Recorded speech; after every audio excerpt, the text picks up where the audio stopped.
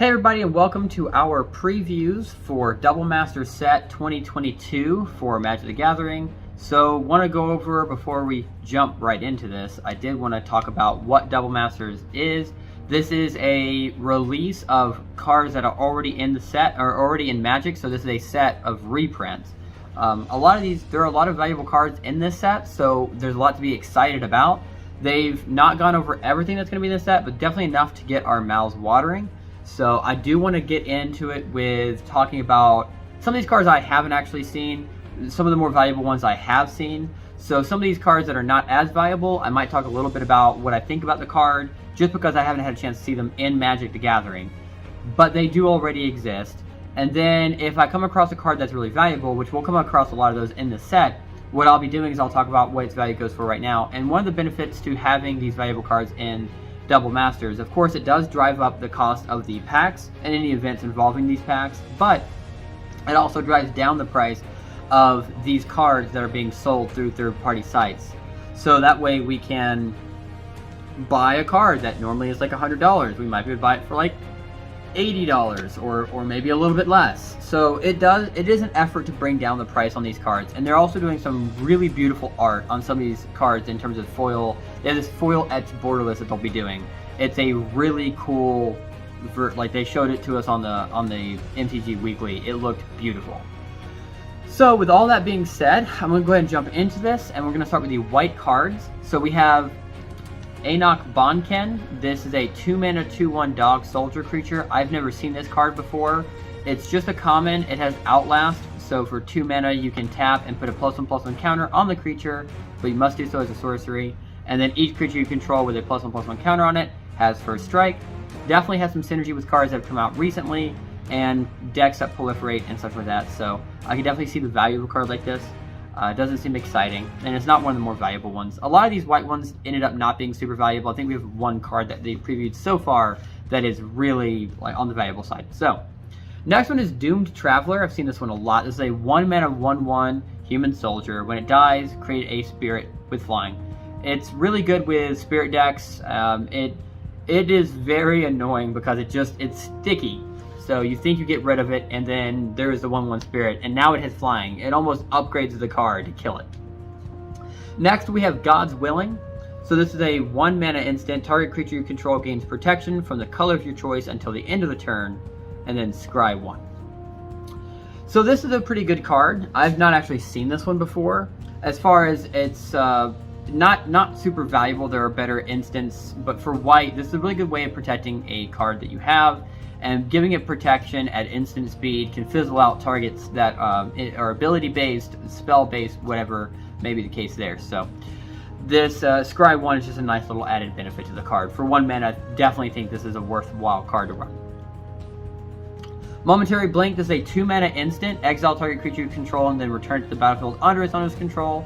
It has flashback that requires a blue mana to be able to cast it from the graveyard. But this card is pretty good. 2-mana Blink, really efficient, gets your ETBs off again, so it's a good card. Next, Seeker of the Way, a 2-mana 2/2 human warrior with prowess. Whenever you cast a non-creature spell, this gets +1/+1 until the end of the turn. Also, whenever you cast a non-creature spell, this gains lifelink until the end of the turn. This one, I think they also showed us some pretty nice art on this card. It's a useful card. It's not bad by any means. Next we have Settle Beyond Reality, a 5-mana sorcery that you choose one or both effects. Exile target creature you don't control, or exile target creature you do control, and then return to the battlefield under its owner's control. A 5-mana card that removes a threat and then also blinks a creature. So anything that's attached to that creature you don't like, or any counters on it that you don't like, in addition to the fact that you get the ETB of the card off again, that definitely makes this card worthwhile to run. Just a little on the pricier side in terms of the mana. And then we have Weathered Wayfarer. Weathered Wayfarer is a 1-mana 1/1 human nomad cleric. For 1 mana, you can tap this card and search your library for a land card, reveal it, put it into your hand, then shuffle. But you can only do this if an opponent controls more lands than you. I've definitely seen this card do a lot of fun stuff. And the card itself is worth right now at about $10. So I definitely think that this is a good card to reprint. I've seen it in a lot of decks that are fairly competitive. so I know that this is a decent card, and I'm glad that they're reprinting it. Next we have the Winged Steed Rider, a 3 mana 2/2 human knight. It has flying and heroic, so whenever you cast a spell that targets it, you get a +1/+1 counter on it. So the Winged Steed Rider does seem to be a decent card. 3 mana 2/2 flyer that can get +1/+1 counters seems good. Nothing crazy going on there, just a good card. And then the last white card that I wanted to go over was the one that was most exciting, which is that they are reprinting Teferi's Protection. This is a 3 mana instant, and this is the one that allows until your next turn that your life total can't change, you gain protection from everything, and all permanents you control phase out.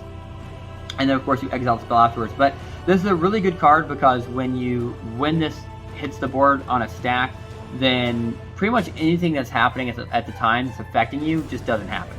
You know, if it's a board wipe, then you're protecting all of your creatures because they're phased out. They don't exist until your next upkeep. You're protecting your life total if you're being hit with a big creature because your life total can't change, or if you're being targeted by any sort of, even an infinite combo that would target your health, this stops that. I mean, this Teferi's Protection protects from everything, so this is a really good card. And so we're all really happy that they're reprinting it. This card typically goes for about $35-ish, so hopefully the reprint of this card will make it a little bit more accessible to everyone who plays Magic and could use a card like this. So that moves us to our blue cards. We're going to start with the Advanced Stitchwing. This is a 5 mana 3/4 zombie horror with flying. For 3 mana you discard 2 cards and return this card from your graveyard to the battlefield tapped. It's always good to see creatures that can come back from the graveyard. Some self-recursion is nice. And this of course has flying, which makes it a little bit more difficult to block. It being a horror synergizes it with some horror milling cards. It being a zombie combos with zombie synergy and also some zombie mill cards. So there's a lot of synergy happening on this card, and it being blue is right. So it's a very good common to see in the set.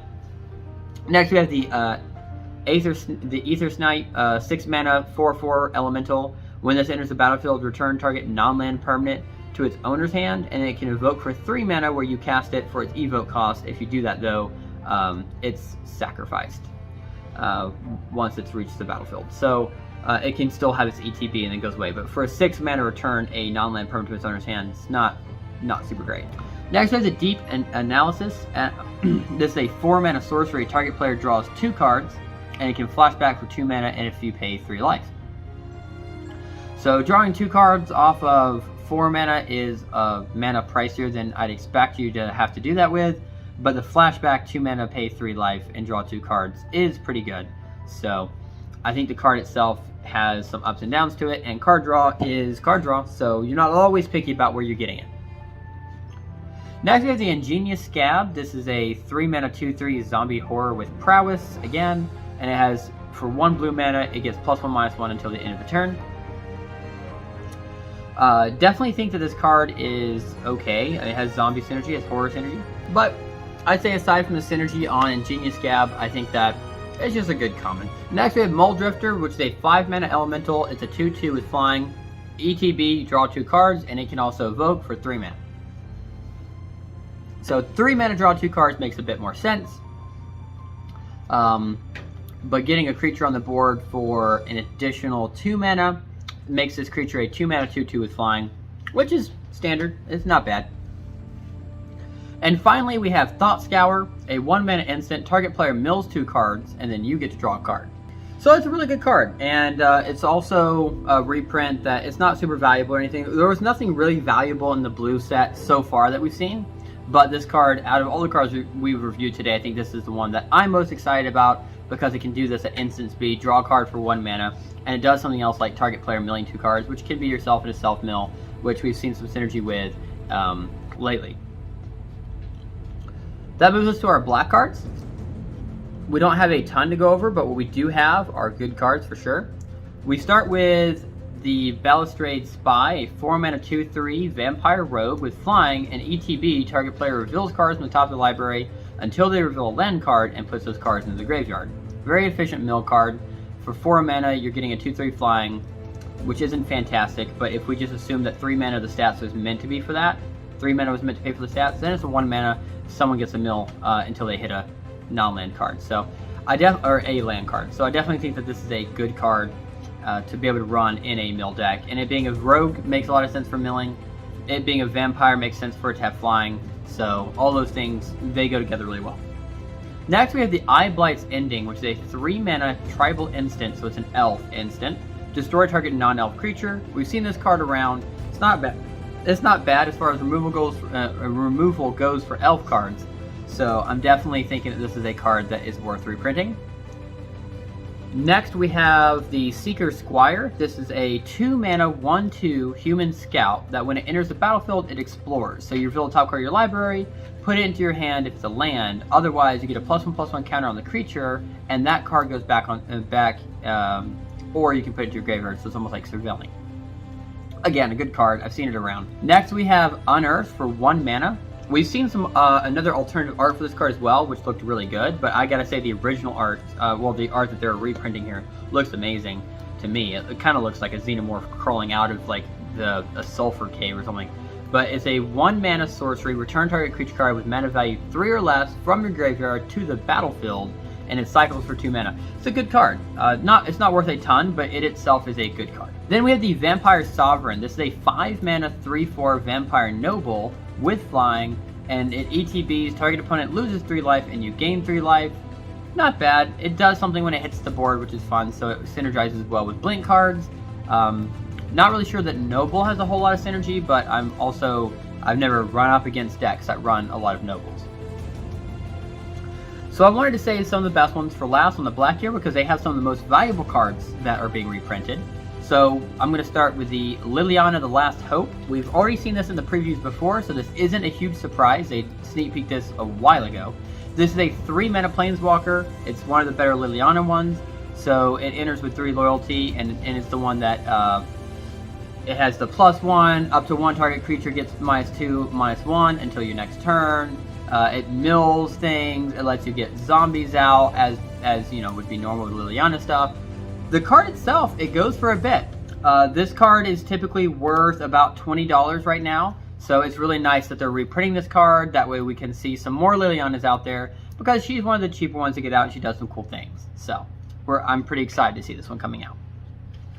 The last one for Black, and probably the most expensive card so far, and probably period, that they're reprinting in this set, is the Imperial Seal. This is a 1-mana sorcery where you search the library for a card, shuffle, put the card on top, and then lose 2 life. It's Vampiric Tutor, but as a sorcery. This card has not been printed very much, so this being reprinted is really valuable because the cheapest way to get this card right now is sitting at around $800. So this card being reprinted is going to help bring that card down. I wouldn't really call it affordable, but it's right now going for, I think, about $400 right now from this set. So it's really nice to see an expensive card getting a reprint, so that way it doesn't hit that $1,000 mark, because oh my god. Alright, next that moves us to our red cards here. We're going to start with the Dark Dweller Oracle. This is a 2-mana 2/2 Goblin Shaman. For 1 mana, you sacrifice a creature, exile the top card of your library, and you may play that card this turn. Simple card. 2-mana 2/2 is already good, and it does a cool thing. So definitely think that this card is a decent common to run. Next we have Hero of the Games. This is a 3-mana 3/2 Human Soldier. Whenever you cast a spell that targets it, creatures you control get +1 power till end of turn.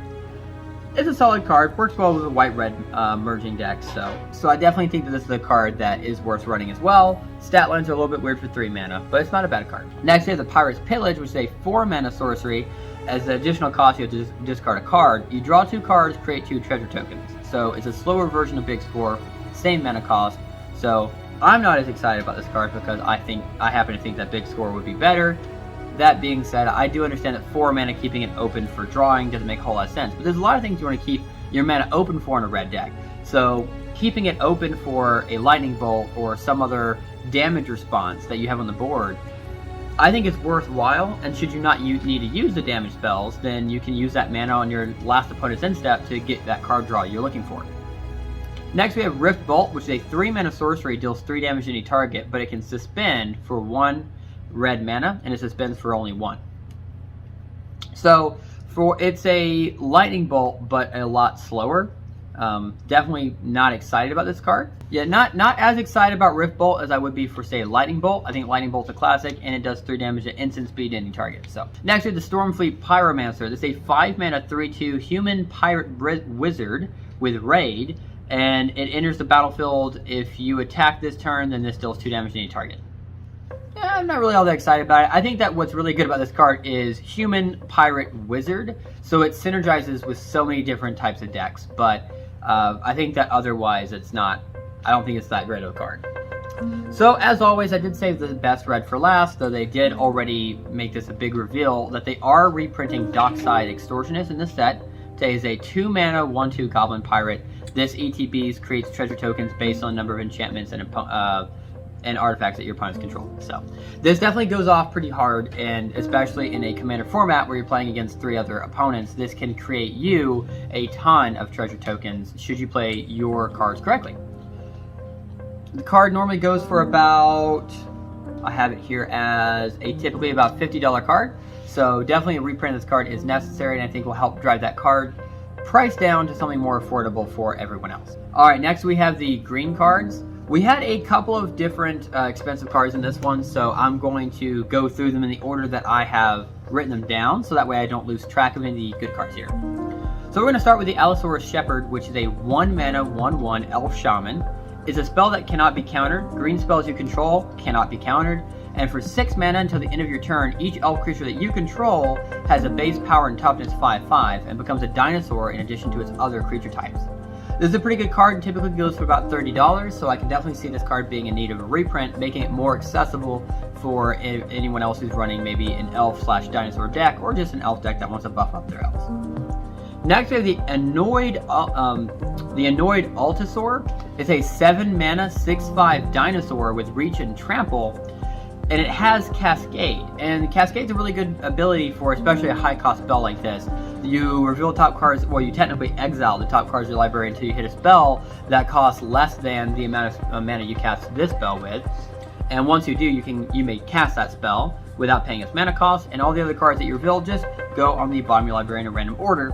So this is a pretty good card, and I think it having Cascade just makes it all the more valuable for it to be a common. I'm looking forward to more people getting access to this card, and I like dinosaurs. I have not run a dinosaur deck myself, but it's really cool to see a dinosaur with reach. Of course they have trample, but it's really cool to see this thing having reach because it's just annoyed that this freaking flying creature has been annoying it. So, alright, next we have the Bloom Tender, a 2-mana 1/1 elf druid that taps for each color among permanents you control, you add a mana of that color. So really good in a multicolor elf deck. This card typically goes for about $30, so it's really good to see this card getting a reprint again, especially since it's only a rare, so you should be seeing more of this card coming out in this set. Then we have the Brindleshote, a 2-mana 1/1 boar that when it dies, you create 3/3 green boar creature token. It's really cool to see a 2-mana 1/1 that turns into a 3/3, so you're getting about 4 mana worth of stats for 2 mana, but it's on a delay. I definitely think this card is going to be a lot of fun to run. I've seen this card I think once before. I think I saw it in a Pauper format, so I think that it's cool that we're going to see this card coming out some more. Maybe we'll see it more in Pauper, or maybe we'll just see it more in other places as well. Then we have the Elvish Rejuvenator for 3 mana. It's a 1/1 elf druid that ETB, you look at the top 5 cards of your library, put a land from among them onto the battlefield tapped, the rest on the bottom of the library in a random order. I've seen this card a lot. I think this card is, I think it's okay. It helps get some mana ramp, but elves already do better mana ramp, so I've seen it before, wasn't excited when I first saw it. I'm not as excited seeing it now. Maybe I'm wrong for that, but that's my take. Then we have the Experiment 1, a 1-mana 1/1 human ooze that can evolve. So anytime a creature with a greater power or toughness enters the battlefield than this creature, then you get to put a +1/+1 counter on it. If you remove 2 +1/+1 counters from this, you regenerate it. So regeneration is a thing that I don't see very often anymore. It's an okay ability. It's not very exciting, but I think a 1-mana 1/1 would evolve and having the ability to regenerate by just removing counters that you've just been giving to it anyways, I think makes a lot of sense. And it being a human synergizes well, it being an ooze synergizes well with counters, so I definitely see this working pretty well, and I haven't seen it myself yet, but wouldn't be surprised if this is a card that people run in their ooze decks all the time. Next we have the Gnarlback Rhino, a 4-mana 4/4 with trample. Whenever you cast a spell that targets it, you get to draw a card. It's good to see more card draw in green. Never really all that excited about the Rhinos though. 4-mana 4/4 trample that has an effect is good though. You're getting your value from the mana you're spending on it. Then we have Rampant Growth, a 2-mana sorcery that searches your library for a basic land, puts on the battlefield tapped and shuffle. I think pretty much anyone who's played Magic has seen Rampant Growth come up if you've gone against or played yourself a deck that has green in it. Rampant Growth is a great way to ramp up your mana, so I think that it's a classic. Then we have the Splinter Fright, a 3-mana elemental that has trample. Its power and toughness are equal to the number of creature cards that are in your graveyard, and at the beginning of your upkeep, you mill 2 cards. It's an okay card, I guess. Self-mill is weird for green, but a blue-green synergizes pretty well with pulling creatures out. Just usually I see that with being black, so maybe you run this green-black, but then you're missing out the cool blue elementals, so maybe you run green-blue-black, I don't know. But this seems to be a pretty okay card. Then we have Thrive, which is a 1 green mana, then X. It's a sorcery where you put +1/+1 counter on each of X target creatures. That's not bad. It's a good way to help buff up a bunch of creatures at once, but it's only a +1/+1 counter. So it's permanent, but you can't do more than just 1. Next we have the Tusk Guard Captain for 3 mana. This is a 2/3 human warrior with Outlast for 1 mana. You pay a green mana, tap it, put a +1/+1 counter on it, but you can only do it as a sorcery. And then each creature you control who has a +1/+1 counter on it has trample. That's pretty good in a modification deck. We've seen some synergy with that lately, and green makes a lot of sense to see that in. Otherwise, it's an okay common. Then we have the Webweaver Changeling, a 5 mana 3/5 shapeshifter. It's a changeling, so it counts as all creature types. It has reach, and when it enters the battlefield, if there are 3 or more creature cards in your graveyard, you gain 5 life. Okay. Well, this seems like it would be pretty cool in like a spider deck or something. So I like the card. Changelings are a lot of fun, but otherwise, yeah, I mean, it's common for a reason. Alright, and that moves us to our multicolored cards. So for multicolored, we start with the Atlap... Geez, I'm going to pronounce this so bad. The Atlapalani Nest Tender. So this is a 4 mana card, 1 generic, 1 red, green, and white. It's a 2/3 legendary human shaman that for 2 mana you can tap it to create a 0/1 green egg creature token who has defender. And whenever an egg you control dies, reveal a top card of your library until you reveal a creature card, put it onto the battlefield, and the rest on the bottom of your library in a random order. So it definitely seems like a good card. Not one of the super valuable ones, but definitely seems like a good card. Egg decks are a thing. Next we have the Bloodwater Entity. This is a 3 mana, 1 generic, 1 blue, 1 red. It's a 2/2 elemental with flying. It has prowess. And whenever this enters the battlefield, you may put target instant or sorcery card from your graveyard on top of your library. Makes a lot of sense, and is it? So I'm really glad to see, you know, a reprint of cards that can help incentivize that. And elemental for blue-red makes a lot of sense too. Then we have Bring to Light, a 5 mana, 3 generic, 1 green, 1 blue sorcery that has Converge. So search your library for a creature, instant, or sorcery card with a mana value less than or equal to the number of colors that of mana spent to cast this spell. You exile that card and shuffle, and you may cast that card without paying its mana cost. Okay, so it makes a lot of sense in a super multicolored deck. Definitely if you're running all the colors, you might as well run a card like this. So I can see the value in a card like this. Then we have the Cartel Aristocrat. This is a 2 mana, 1 white, 1 black, 2/2 human advisor that searches, that if you sacrifice another creature, it gains protection from the color of your choice until the end of the turn. It makes a lot of sense in a human deck because humans tend to flood the board. So I can definitely see you sacrificing a little 1/1 to give this thing some sort of protection. Next we have the Chronicler of Heroes, a 3 mana, 1 generic, 1 green, 1 white, 3/3 Centaur Wizard. This gets stranger the more I read this. Whenever this enters the battlefield, draw a card if you control a creature with a +1/+1 counter on it. Okay, not a bad card. It makes sense in a white-green deck, I suppose, because green with modification white for flooding the board. So I could see that. I haven't seen this card before. A lot of these cards I haven't really seen before, these here in the multicolored section. So all I can say is it seems like a good card, I guess. Then we have the Drag Mangler. This is a 3 mana, 1 generic, 1 black, 1 green, 3/3 plant zombie with haste. And it scavenges for 5 mana, where you exile the card from your graveyard, put a number of +1/+1 counters equal to the card's power on a creature, so long as you do it as a sorcery. Yeah, I mean, I think I've seen this once before. It's not a bad card. I just think it's, you know, it's okay. Then we had the Fireblade Artist, a 2 mana, 1 black, 1 red, 2/2 human shaman with haste. At the beginning of your upkeep, you may sacrifice a creature, and when you do, this deals 2 damage to an opponent or planeswalker. Not bad. It definitely does some cool stuff. For 2 mana, you're definitely getting your mana value out of it. The next card is Lord of Extinction. This is a 5 mana, 3 generic, 1 black, 1 green. It is an elemental. Its power and toughness are each equal to the number of cards in all graveyards. Makes a lot of sense for having black and green, especially if you're doing self-mill. The card itself normally goes for about $10, so it's good to have a reprint. Just keep that price from getting too high. So it definitely seems like a good card to me. Then we have Mizzix of the Magnus, a 4-mana, 2 generic, 1 blue, 1 red, 2/2 legendary goblin wizard that whenever you cast an instant or a sorcery spell that has a mana value greater than the number of experience counters that you have, then you get an experience counter. And instant and sorcery spells that you cast cost 1 less to cast for each experience counter that you have. I've seen experience counters before. I think I've even seen this card once before. Definitely seems like a good card. I think people run this card widely, but I've only seen it once myself. Seems like a good card though. Then we have Muldrotha, the Gravetide. This is a 6-mana, 3 generic, 1 black, 1 green, 1 blue. This is a 6/6 legendary elemental avatar. During each of your turns, you may play a land and cast a permanent spell of each permanent type from your graveyard. And of course, with a card like this, if you come across a card that has multiple types, you have to declare when you're choosing the card what type that you're casting it as. Definitely is a good card. Not super valuable, so its reprint isn't super necessary, but it's nice to see it in the set. Next, we have Phyrexian Tyranny, which is a 3-mana, 1 blue, 1 black, 1 red. It's an enchantment that whenever a player draws a card, that player loses 2 life unless they pay 2 mana.